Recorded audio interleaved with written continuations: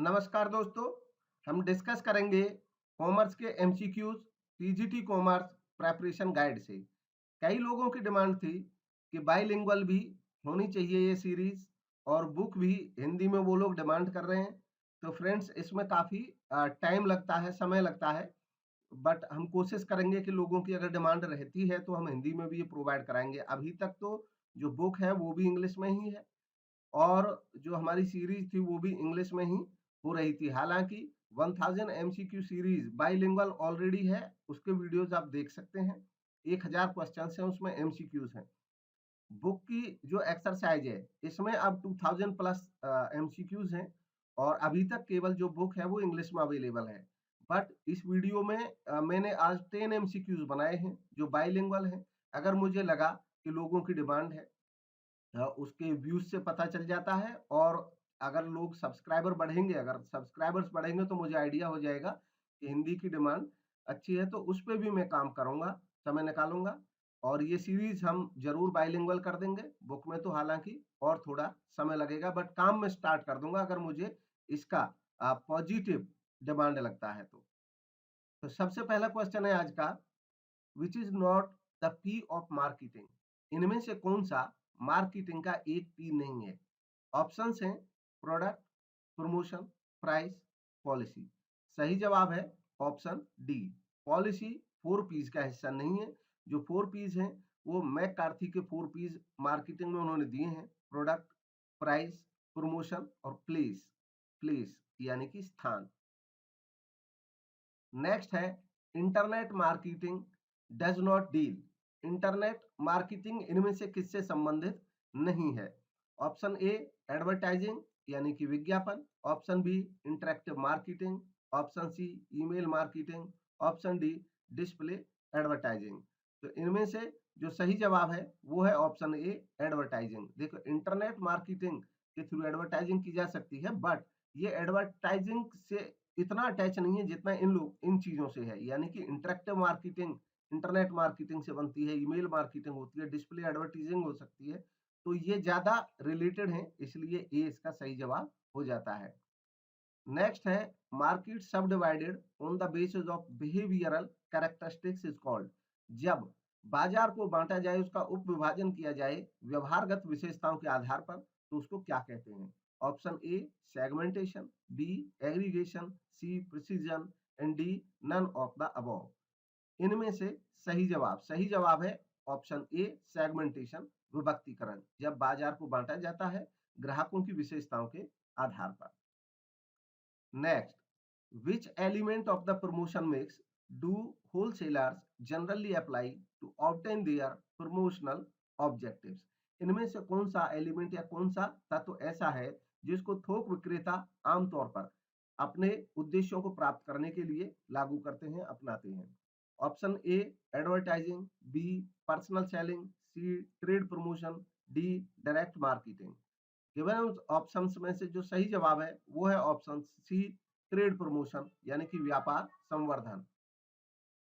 Trade promotion यानी कि व्यापार संवर्धन प्रमोशन की ऐसी स्कीम है जिसमें जो थोक विक्रेता होते हैं या जो प्रोड्यूसर्स होते हैं, उत्पादक, वो अपने जो उनके ग्राहक हैं यानी कि थोक विक्रेताओं के ग्राहक हैं और प्रोड्यूसर्स के ग्राहक हैं, जो छोटे बिजनेसमैन होते हैं, उन व्यवसायियों के लिए ट्रेड प्रमोशन स्कीम लाती है। इसमें अगर वो ज्यादा ट्रेड बढ़ाते हैं प्रोमोटर्स, जो छोटे ट्रेडर्स होते हैं यानी कि जो रिटेल ट्रेडर्स होते हैं, अगर वो उस पर्टिकुलर प्रोड्यूसर के प्रोडक्ट का ट्रेड ज्यादा बढ़ाते हैं तो उनको बेनिफिट दिया जाता है। नेक्स्ट है, market sub divided on the basis of behavioural characteristics is called. व्यवहारगत विशेषताओं के आधार पर बाजार का उप विभाजन कहलाता है क्या? यह क्वेश्चन ऑलरेडी आ चुका है, बट इसमें एक खाली उसका अंतर है, ये डिफरेंट एग्जाम में आया है। एक इसमें ऑप्शन खाली डिफर है, बाकी सब एज इट इज है। Option A segmentation, B aggregation, C process and D none of the above.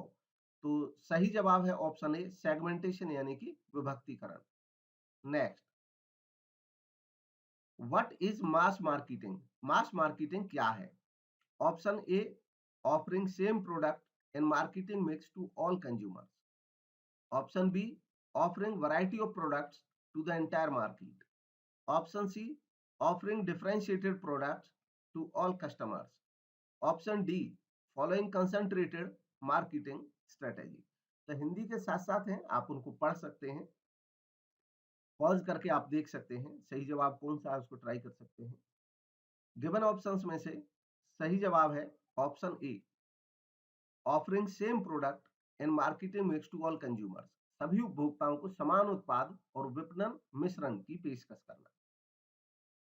Next, physical distribution provides, भौतिक वितरण प्रदान करता है। ऑप्शन ए है place utility, B time utility, C place and time utility and D form utility. सही जवाब है option C, place and time utility. Physical distribution में ट्रांसपोर्टेशन और वेयर हाउसिंग दोनों शामिल हैं। जो ट्रांसपोर्टेशन है वो प्लेस यूटिलिटी देता है, यानी कि एक जगह से सामान को दूसरी जगह पहुंचा देता है, ज्यादा उपयोगी बनाता है। और जो वेयर हाउसिंग है वो टाइम यूटिलिटी देता है, क्योंकि एक पर्टिकुलर टाइम पे जब प्रोडक्शन होता है उसको वेयर हाउस में स्टोर करके रख लिया जाता है, जब जरूरत होती है जिस समय उस समय प्रोवाइड कर दिया जाता है। तो इस तरह ये दोनों यूटिलिटी देता है। Next, a product line strategy wherein a company adds a higher priced product to a line in order to attract a broader market, which helps the sale of its existing lower priced product is called।